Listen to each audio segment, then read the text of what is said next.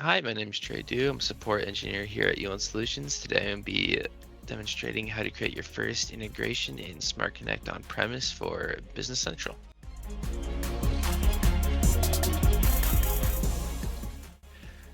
All right, to get started, you'll want to go to portal.azure and just go to their homepage, go to app registration, hit new registration, and then we can get this process started. You can give it a name. I usually just go for a simple BC connection.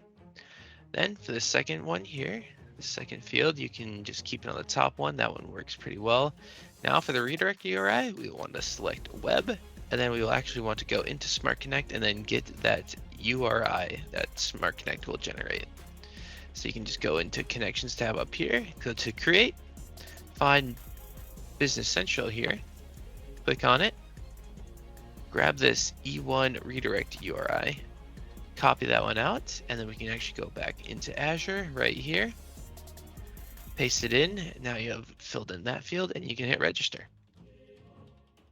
So once you do that, it'll successfully create the application in Azure and we can get started with the rest of this. So you immediately want to go over to certificates and secrets on this left-hand side, go over to new client secret, and then we can just enter in some more information, give it a name. BC connection works great. Expires, I usually put it for 2 years, the max amount it'll allow you, and then you can hit add. Once you've done that, it'll create this connection, and most importantly, it'll create this value right here. You'll want to copy this out and store it in a safe place for later. This is very important. Make sure you get this because this will get obfuscated later, or you won't be able to see it basically. And it'll, cut off half the end. But once you've done that, we can actually go into the AP permission settings.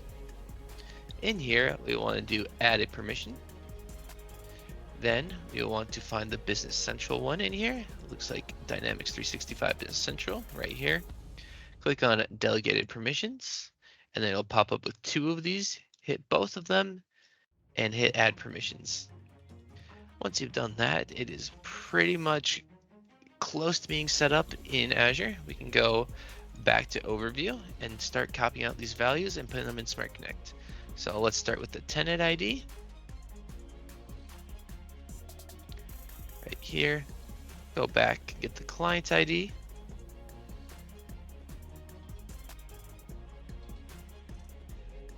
And then the client secret, that's the value that we copied out earlier.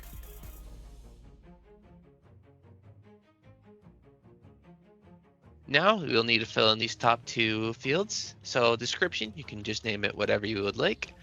BC connection should be fine. Now the service URL, this comes from how you set up, how the Business Central API is set up. Basically, it'll just be the api.businesscentral.dynamics.com version 2, your tenant ID, and then it'll be /sandbox or /production, and then /odata v4. So let me just grab that here. And then you can see it in action. You can see it just uses my tenant ID right here. It's the same value, sandbox and odata right there. So once you have all this filled out, we can actually, now once I authorize, we should see that work successfully. It'll ask you to log into your Microsoft account. I was already logged in, so it should ask for these permissions. Just hit accept. It'll do some loading, and then it should tell you it was validation is complete, which is great. So then we can close out of this, get back into SmartConnect, hit get access token. Successfully retrieved it, so then everything down here is filled out. We can select a default company, which is just this one set up for me. And then once you've done that, we have set up our connection for BC. Now we can just hit save. It'll do a little install right here. And then we'll move on to the data source that we'll be creating.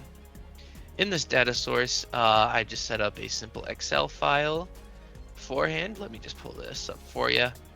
BC customers, very simple. Just 3 little names, a couple of fields you can copy if you like. It's a basic one just to get us started here. So I'll close out of that. Now I did skip a step there. Under this data sources tab, hit create. go to Excel file, give it a name. I like to call this one BC customers, and then for video, because that's where we are right now. Connection, you can just leave this on local. Excel workbook, find that BC customers one I just pointed out. You have to double click, or you can click that to get to that field, and then sheet, you just gotta select the sheet. I only have one sheet, so it makes it pretty easy. You can select file at runtime, but I would suggest against it since this is just a demo right here. You can preview it, make sure everything looks normal in there. Everything looks like it's set up correctly, and I can just hit save. Now we've just created a data source, so the last step here is to go to integration tab and finally create an integration. We can give it a name, or an ID, which is also a name. BC to, let me call it Excel to BC customer. And description, Excel file of customers to BC. Just a little simple explanation. So then we can move on to the source and destination, data source type. It's a file and folder since it's an Excel file. Data source, double select it again, and then we can just look for this one by doing a quick search right here, BC customers for video I just created. So now under the data source keys, we will want to hop into here and find a unique value that should be different for each line. So a customer number is a great one since you shouldn't have the same customer number for multiple people. All right, now we've done that data source setup, all good. Move on to destination type, find the Business Central OData one right here. Looks good, and then select the instance that we just set up, which is BC Connections. All right, now find the customer card under here, which is luckily right here. This is just all the services that you can connect to in BC, so finding the customer card is important, so then it'll pop up an available line down here. Don't need to click any of these right now, we can just leave them as they are. So now to actually get into the mappings of this integration, we can double click customer card and go in here and fill these out to the appropriate fields. Let me just do that real quick. It's pretty self-explanatory. You might not have exactly set them up with the same names, so you might have to do a little bit of figuring out, but pretty self-explanatory. Number to number, name to name. And then I also like to search if there's a lot of fields in here. Contact person, contact name, that's awesome. Address code, I'm gonna skip over that one since we aren't gonna pass that one in, and then I can just search for address 1 and 2. I will pass both of those in, the primary and then the secondary, and then country. That will be country as expected. Onto the city, another quick search, find city for me. State, I believe in BC, it's called county. So I'm gonna fill that one out. Oh, I misplaced country. Country region code, yep, that is correct. And then postal code, just called postcode. So I will do that. For this, I am just dragging and dropping. You are also allowed to do the drop down. I'll show that off right now. Phone number, there's a little drop down right here. Find the phone number, select it, and it will map it.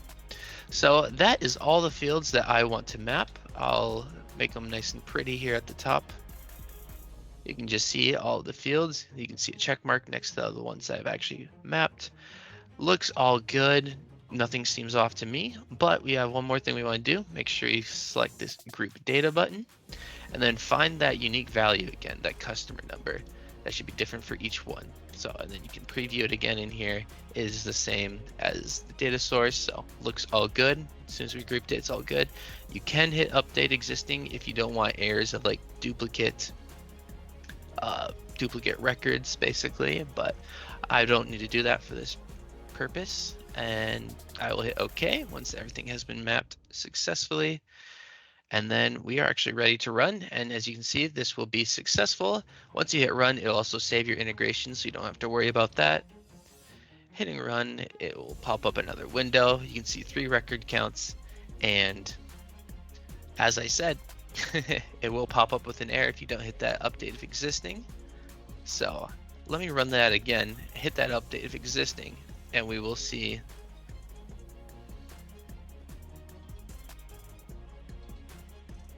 We will see exactly what I mean about not getting that error. I have selected that update of existing. I'll hit run once again. And we can see they were all successful. I did actually click a different map. Let me just double confirm for you here.